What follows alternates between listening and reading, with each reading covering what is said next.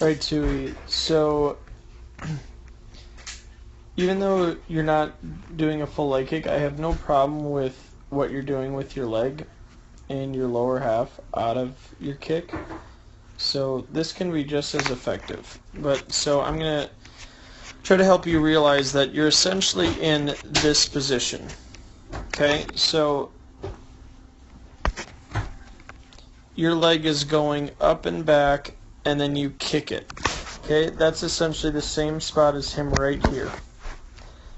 Okay, so it's just different because you're not lifting your leg. Notice, though, the difference in his hand position.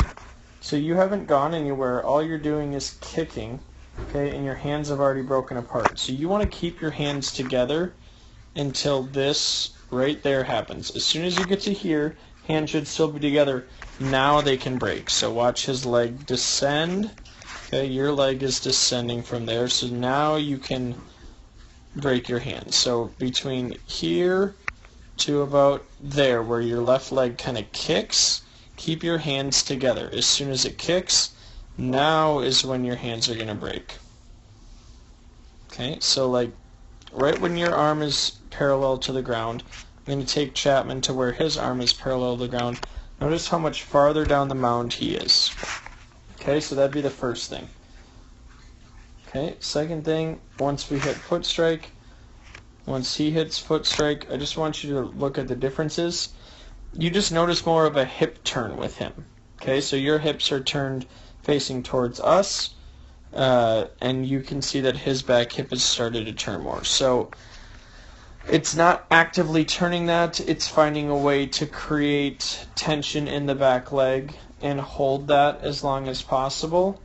And then that will want to turn, and we just really didn't talk about that. So those are the two big things.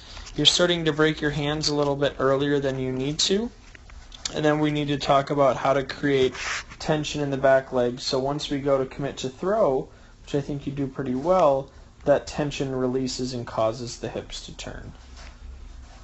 So right now that's where I think we need to start, and I can't really tell you anything else besides that, because I need to see you make some of those adjustments, then we'll see how you respond to that. Maybe we need to try some other things, but for now, that's where we're going to start.